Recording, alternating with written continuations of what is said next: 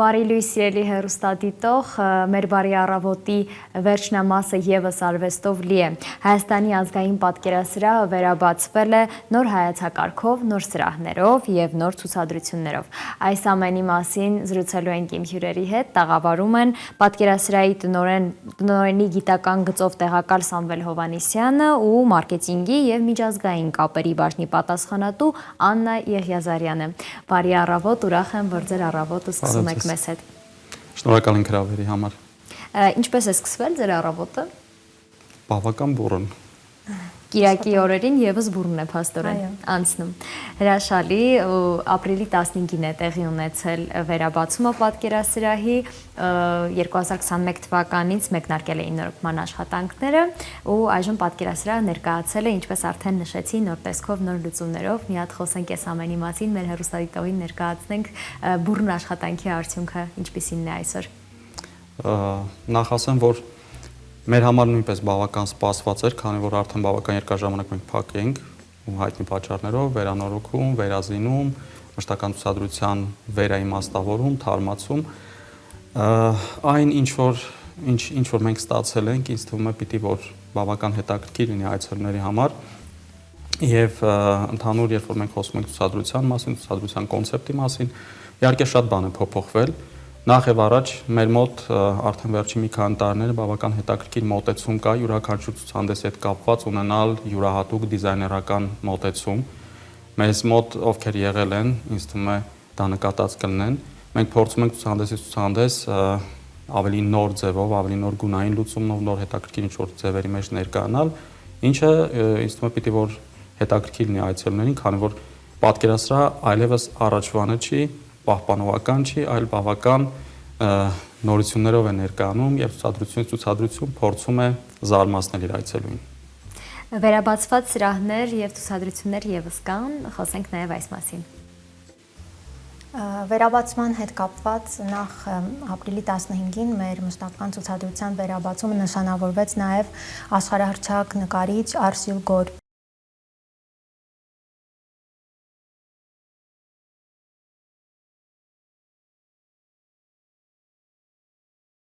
1974 թվականին Արսյուլ Գորկու քույրը Վարդուհի Մուրադյանը Չիկագոյի իր տանը հյուրընկալում է գրող Վահագն Դավթյանին։ Եվ երկար զրույցի ընթացքում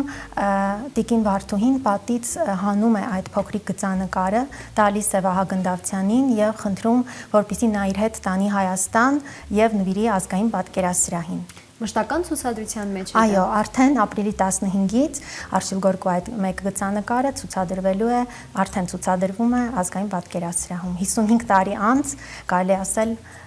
մեկնարկը տրվեց այդ աշխատանքի։ Շատ լավ, խոսեցինք կոնցեպտի մասին, սրահները վերաբացվել են, ինչ որ հետաքրքիր տարբերվող կոնցեպտներ կան այս բային։ Այո, ամբողջովին նոր հայեցակարգով, նոր բովանդակային ցուցադրությամբ է ներկայանում պատկերասրահը։ Այստեղ մոբիլ ցուցադրություններ ենք նաև ներառել, ինչ է դա իրենից ներկայացնում, նույն Արսյուլ Գորկուց երբ խոսեցի, տեսեք,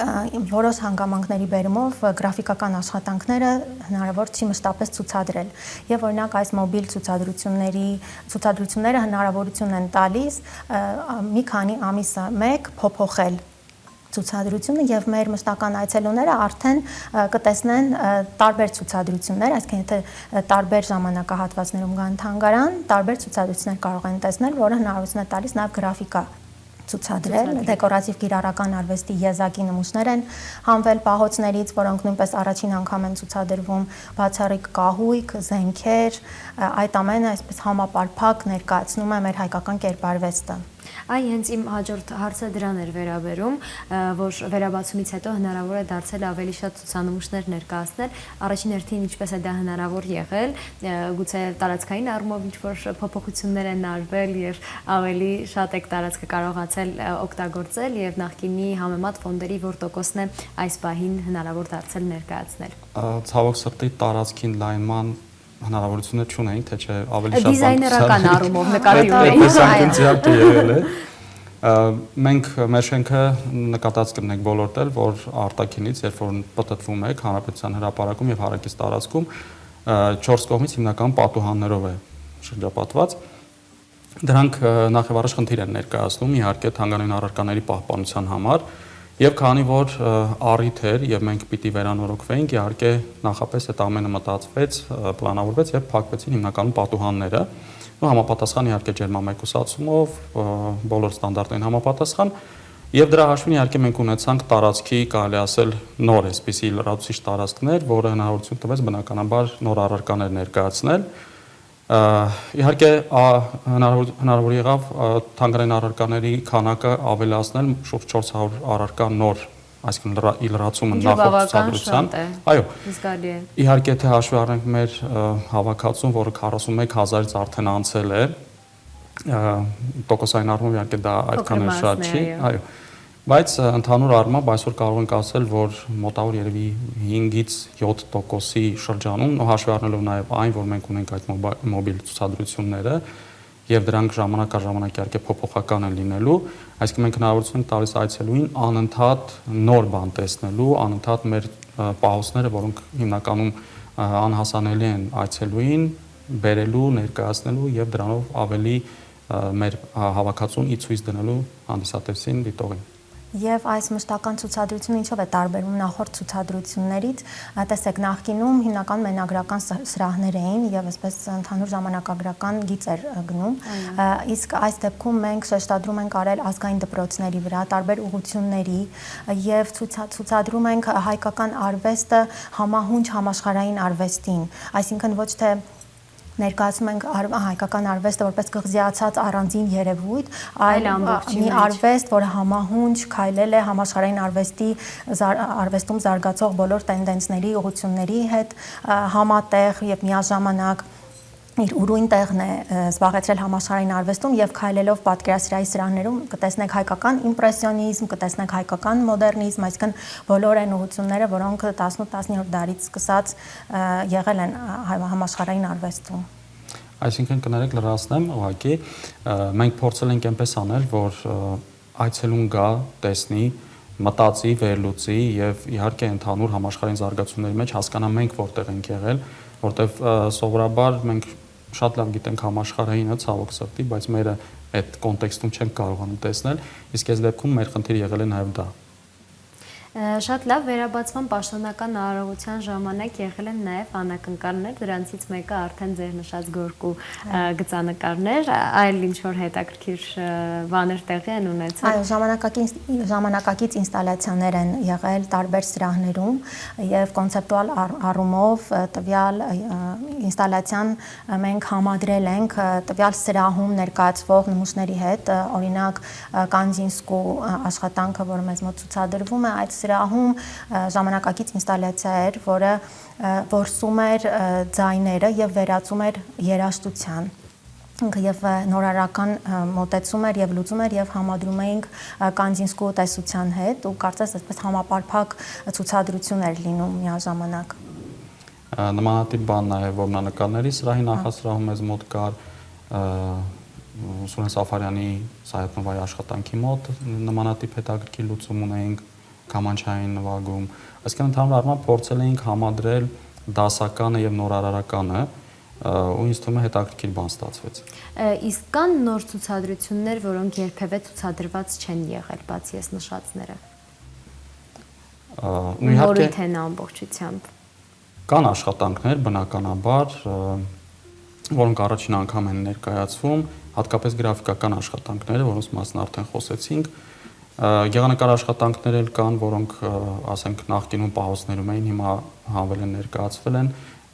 եւ մոտեցումը, քանի որ փոփոխություն է տեղի ունեցել հայեցակարգային, ապա հիմա կան օրինակ հեղինակներ, որոնք ընդհանրապես նախկինում ներկայացված չեն եղել եւ աշխատանքներ, որոնք ընդհանուր առմամբ ներկայացնում են մեր հայ արվեստի զարգացման փուլային այսպիսի հետաքրքիր հաջորդականությունը եւ իհարկե ինձ թվում է այցելուի համար շատ հետաքրքիր կլինի գալ տեսնել ու ինքնուրույն նաև ինչ որտեղ վերլուծել, պատկերացում կազմել։ Իհարկե հարցին մեր էքսկուրսիոն ծառայությունը նույնպես օգնական է լինում, աջակից է լինում, որտեղ մենք ունենք նաև էքսկուրսիոն բավական հետաքրքիր գիծ, որը տանում են եւ այցելուներին բնականաբար բացատրում են ողջ այն հայեցակարգը, ողջ այն միտքը, որը դրված է ցուցադրության մեջ։ Իսկ վերաբացումից հետո ինչպիսին էր ալիքը այցելուների, որովհետև ամեն դեպքում այսքան ժամանակ սպասել են վերաբացմանը պատկերասրահի։ Այո, իրականում այցելուների պակաս չունենք հատկապես վերաբացումից հետո, բայց պետք է ուրախությամբ նշենք նաև, որ թանգարանը նույնիսկ մասամբ փակ ժամանակ ունեցել է բազմաթիվ այցելուներ եւ մշտապես լիքն են եղել մեր սրահները։ Սրան նպաստեց իհարկե համավարակը, որովհետեւ գիտենք, որ տևական ժամանակ թանգարները եւ մշակութային կառույցները փակ էին Հայաստանում ու կարծես դրանից հետո մարդիկ սիրով գալիս էին այո թանգարան եւ ձևավորվեց թանգարան գնալու մշակույթ Հայաստանում, որը եւ ուրախացնում է եւ պարտավորեցնում եւ մշտապես նոր ծրագրեր, նոր նախագծեր ենք իրականացնում, որպեսզի գոհացնենք մեր այցելուներին։ Պատկերասրահը նաև ներառական ծրագրեր ունի, որոնք բավական կարևոր եւ առանցքային են, կուզեի խոսեինք նաև դրանից։ Այո, պատկերասրահում առհասարակ ներառական ծրագրեր իրականացում ենք 2005-2006 թվականներից եւ այս տարիների ընթացքում բազմաթիվ ծրագրեր ու նախագծեր ենք իրականացրել։ Կցանկանայի վերջին շրջանում մեր արած գործունեությունից խոսել 2022 թվականին Սարեր հասարակական կազմակերպության հետ համատեղ Հայաստանում առաջին անգամ մենք թանգարանային միջավայր բերեցինք աշխարհի շատ հեղինակավոր թանգարաններում վաղուց կիրառվող բնօրինակ ստեղծագործությունների շոշափելի կրկնօրինակների կիրառման գաղափարը։ Դա մի հրաշալի նախագիծ է նախատեսված տեսողության խնդիրներ ունեցող անձանց համար, որոնք գալով թանգարան եւ շոշափելով բնօրինակի ռելիեֆային պատկերը, կրկնօրինակը եւ միևնույն ժամանակ լսելով տիֆլո մեկնաբանություններ, այսինքն նկարի հակիրճ մեկնաբանությունը, ձայնի, հպումի, շփման միջոցով պատկերացում են կազմում, թե ինչ է պատկերված նկարում։ Ինչու որ հրաշալի է։ Դա հրաշալի ծրագիր է եւ մենք մի շարք մեր անվանի հայ նկարիչների ստեղծագործություններով պատրաստել ենք այդ կրկնօրինակները եւ մեր մշտական ցուցադրությունում դրանք տեղ են գտել, շրջելով կարող եք տեսնել օրինակ Մարտիրոս Սարյանի, Վարդգես Սուրենյանցի, Խանջյանի ու մի շարք այլ մեծերի ստեղծագործությունների կրկնօրինակները։ Եվ առհասարակ թանգարանում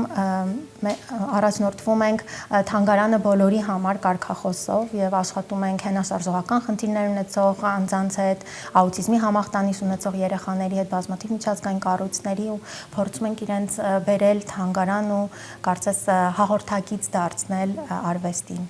Սա իրականում բավական ճիշտ որդեգրված կարծում եմ բանաձև է, որովհետև արվեստը մշակույթը իրոք որ բոլորին են եւ բոլորի համար են։ Այստեղ թույլ տվեք մի լրացում էլ անեմ։ Մենք նաև քրեակատարողական հաստատություններում ենք ծրագրեր իրականացնում, փոքրիկ ցուցադրություններ ենք տանում, ունենում ենք փոքրիկ հետաքրքիր զրույցներ, դասախոսություն ու ոչ դասական ֆորմատով, այլ այնպես, որպեսզի կարողանանք մարդկանց հետաքրքրել, որպեսզի իրենք էլ, ովքեր ժամանակավորապես մեկուսացած են հասարակությունից, կարողանան շփում ունենալ արվեստի հետ եւ դրա միջոցով նաև առնչվեն գեղեցիկի հետ։ Շատ լավ, խոսենք նաև միջազգային ցուցադրություններից, այս մասով շնորհություններ կան։ 2025 թվականին նաև մեկնարկել ենք մեր, այսպես ասած, միջազգային ցուցադրությունների շարքը։ Ապրիլի 24-ին մի քանի օր առաջ Բերլինում մեկնարկեց Բերլինի միջազգային փառատոնը, որտեղ ի ուրախություն մեր բոլորի ցուցադրվում է նաև Հայաստանի ազգային պատկերասրահի հավաքածուին պատկանող Արշակ Ֆեթվաջյանի հրաշք ստեղծագործություններ։ Այս փառատոնը իր շուրջն է համախմբում աշխարհի 40 արվեստագետների շուրջ 80 ստեղծագործություններ եւ մինչեւ մայիսի վերջ մեր Բերլինում ապրող հայրենակիցները եւ եվրոպացի մեր զբոսաշրջիկները կարողանան տեսնել Արշակ Ֆեթվաջյանի այդ հրաշք գործերը։ Դեռ այս գործակցությունն է այս բանի միայն։ Չէ, մեր մոտ բավական հագեցած է այս տարին։ Նաև Ֆրանսիայում մայիսից մեկնարկի նաև մի նախագիծ, որը կարծես թե տրամաբանական շարունակությունն էր մի ցուցադրության, որը գրեթե 2 տարի տևեց մեր թանգարանում եւ մեծ հաջողություններ ունեցավ։ Խոսքը հայկական իմպրեսիոնիզմ ցուցադրության մասին է, առհասարակ այսպես մի փոքր ակնարկ որ անենք, շատ հետաքրքիր ցուցադրություն էր նրանով, որ բոլորը զարմանում էին, որ առհասարակ գոյություն ունի հայկական իմպրեսիոնիզմ։ Եվ այդ ցուցադրությունը այնքան մեծ արձագանք ունեցավ եւ հաջողություններ, որ արդեն 6 ամիս, մայիս ամսից սկսած, այն կցուցադրվի Ֆրանսիայում, Բարբիզոնում, որը իմպրեսիոնիստ նկարիչների սիրելի վայրն էր ժամանակին եւ իրենք այնտեղ ապրում, ստեղծագործում էին եւ մեր նկարիչներն էլ անմասն չեն մնացել ու մեկնել են այնտեղ, ոգեշնչվել են այդ արվեստով, այդ ուղղությամբ, բայց ստեղծել են նաեւ իրենց ուրույն աշխատանքներ, իրենց ուրույն ոճն ու ձեռագիրը ու շուրջ 80 աշխատանքներ իմպրեսիոնիստական գործեր կներկայացվեն Փարիզում, Ֆրանսիայում։ Ու այստեղ կարելի ասել, որ հայկական իմպրեսիոնիզմը գրողում է իմպրեսիոնիզմի հայրենիքը։ Ուղղակի այսպես մի փոքր հումորային։ Իրական մասամբ բավական մեծ հետաքրքրություն կա իհարկե ցուցադրության հանդեպ։ 2018 թվականին այդ ցուցահանդեսը ներկայացվել է նաև Մոսկվայում, այնտեղ էլ ունեցել բավական մեծ հաջողություն, հետո արդեն Անան նշեց մեզ մոտ շատ մեծ հաջողություն ունեցավ հիմնականում նաև զբոսաշրջիկների միջավայրում եւ իհարկե հիմա արդեն Ֆրանսիա, Փարիզ, իմպրեսիոնիզմի հայրենիք, որը շատ կարեւոր է այս դեպքում արդեն աշխարհին ներկայացնելու մեր արվեստը, այսինքն իմպրեսիոնիզմի հայրենիքում մարդիկ սովորեն, որ Ֆրանսիան դա իմպրեսիոնիզմի կենտրոնն է եւ այլն եւ գնան կտեսնեն հայ իմպրեսիոնիստներ, ինչը միանշանակ իհարկե շատ ոգևորիչ եւ ողջունելի է։ Այստեղ մի կարևոր հանգամանք էլ նշեմ, որ մենք մասնակցում ենք նաեւ միջազգային տարբեր այլ նախագծերի ու ավանդական բավական լավ հարաբերություններ ունենք ռուսական թանգարանների հետ։ Տրիցիկովյան պատկերասրահում մենք մասնակցելու ենք Բրիլովի ցուցահանդեսին մեր աշխատանքներից մեկով եւ իհարկե բավական հետաքրքիր նախագծեր ունենք միջազգային գիտաժողով, որը հենց իմպրեսիոնիզմին նվիրված լինելու է այս տարի աշնանը որտեղ է կայանալու Հայաստանի ազգային պատկերասրահում։ Հենց մեզ մոտ է լինելու։ Այո, մեզ մոտ է լինելու է միջազգային գիտաժողով, որին հրավիրված են լինելու թե Եվրոպայից, թե Ռուսաստանից հենց իմպրեսիոնիզմի մասնակիցներ, այսինքն մասնագետներ կներեք։ Եվս միջազգային ցուցադրությունները հրաշալի հնարավորություն են քարտեզի վրա մեր տեղը ամրապնդելու եւ մեր մշակույթը արվեստը նաեւ արտասահմանում ցուցադրելու թե արտասահմանցիների եւ ինչպես դուք նշեցիք տեղի հայերի համար։ Առաջիկայում ինչ ծրագրեր կան, ինչ նորույթներով է պատրաստվում ազգային պատկերասրահը ներկայանալ արդեն վերաբացված սրահներում։ Առաջիկայում իհարկե հետաքրքիր նախագծեր ունենք, մայիսի մեջ մենք երկու բավական հետաքրքիր ցուցադրություն ենք ունենալու, մեկը մեր մասնաճյուղում Գևորգ Գրիգորյանի Ջոտոյի արվեստանոց թանգարանում, Վանո Խոջաբեկյանի 150-ամյակին նվիրված բավական հետաքրքիր ցուցադրություն կունենանք եւ մյուսը Ժանսեմի ֆրանսիահայ մեր հայտնի արվեստագետի ցուցահանդեսը կլինի Ժանսեմի նվիրատվությունները, Ժանսեմը բավական մեծ քանակությամբ աշխատանքներ է նվիրել պատկերասրահին դեռ կենթանության օրոք եւ հիմա մենք որոշել ենք անդրադառնանք ցուցահանդեսի տեսքով այդ աշխատանքներին կներկայացվեն շուրջ 100 ստեղծագործություններ։ Իհարկե դա ողջ նվիրատվությունը չի ինչ որ հեղինակը արել է մեզ, այլ դրանից հատնտիր այսպես օրինակներ, թեմատիկ հետաքրքիր ինչ որ լուծումներով եւ մայիս ամսվա համար կարող եմ ասել այս երկու հետաքրքիր միջոցառումները բնականաբար մայիսի էլի Ջոտոյի արվեստանոց թանգարանում երկրորդ արդեն կլինի մեզ մոտ Հայաստանի ազգային պատկերասրահում ավանդական արդեն դարձած թանգարանների գիշեր, թանգարանների միջազգային օրը, որին այո մշակութասերները անհամբեր սպասում են։ Այո, անհամբեր սպասում են եւ իհարկե այցելուներին պատկերասրահը կներկանա իր ողջ գեղեցկությամբ, իր շքեղ հավաքածուով, մարդիկ կարող են գալ վայելել նաեւ այդ գեղեցիկ միջավայրը եւ այդ օրը լցնել մշակութային այսպես եռուն բուրըն միջավայրով։ Եվ բացի այդ մշտապես հագեցած է թանգարանային առօրյան մեզ մոտ, մենք բազմաթիվ դասախոսություններ, համադրողի շրջայցներ ենք կազմակերպում, առհասարակ թանգարանը մի վայր է, որտեղ կարելի է գալ ընտանիքներով, ընկերներով մեկ ամբողջ օր անցկացնել, շրջել, կրթվել, այո, մեկ օրը չի բավականեցնում, այո, եւ կարող են այդպես շրջել թանգարանում, մենք ունենք գրադարանի հատված, որտեղ եզակի գրքեր կան, որոնք չեք գտնի այլ գրադարաններում կամ գրախանութներում։ Այսինքն այսպես ժամանցի ու հանգստի լիարժեք վայր է թանգարանը, որտեղ կարելի է լավ ժամանակ անցկացնել։ Ուղղակի լրացնեմ, մենք ունենք նաև մանկական անկյուն, ինչը շատ կարևոր է։ Երեխաները կարող են գալ, նկարել, իրենց համար զբաղվել, այսինքն ինչ որտեղ նաև ստեղծել ենք միջավայր, որպեսզի ոչ միայն մեծահասակների համար, այլ երեխաների համար լինի հարմարավետ որպեսզի իրենց գան լավ եւ հետո ցանկություն առաջանա արդեն գալ ու տեսնել թանգարանը։ Եվ դա նաև հրաշալի է այն առումով, որ երեխաները կարող են այդտեղ ստեղծագործել, նկարել, ծանոթանալ միջավայրին, իսկ ծնողները կարող են պտտվել եւ վայելել ավելի լիարժեք կերպով պատկերասրահի ցուցանմուշները։ Շնորհակալ եմ հետաքրքիր զրույցի համար, իրոք որ sense բովանդակ կերպով այնպես ներկայացրիք, որ այլ թանգարանային գիշերին սпасելու չի, էլի պետք է այցելել արդեն իմ դիրքից գալ ու տեսնել պատկերասրահի նորույթները։ Շնորհակալ եմ, որ առավոտը սկսեցիք մեզ հետ եւս մեկ անգամ, սիրելի հեռուստադիտող, հիշեցնեմ, որ մեր տաղավարում զրուցում էինք Հայաստանի ազգային պատկերասրահի տնօրենի գիտական գծով տեղակալ Սամվել Հովհաննիսյանի եւ մարքեթինգի ու միջազգային բաժնի պատասխանատու Աննա Եղիազարյանի հետ։ Այսքանով առավոտյան մեր եթերը ամփոփում ենք, բայց դուք միշտ ապեք փոխել հեռուստաալիքը, որովհետեւ Նուր TV-ի հետաքրքիր հաղորդաշարերը դեռ առջևում են։ Ձեզ հետ առավոտը շփիտով սկսեց եւ մեծ հույս ունեմ, որ բովանդակ կերպով շարունակեցի ես ու տվեցի ձեզ օրվա դրականը, առիթից օգտվելով նաև ուզում եմ շնորհակալություն հայտնել մեր գլխավոր գործընկերոջը Արփինետին, որը ապահովեց այս մեր հրաշալի ընթացքով եթերը։ Ձեզ գալիք լավ շաբաթ եւ առաջիկա բովանդակ օրեր եմ մաղթում, ձեզ հետ Արմինե Թովմասյաններ։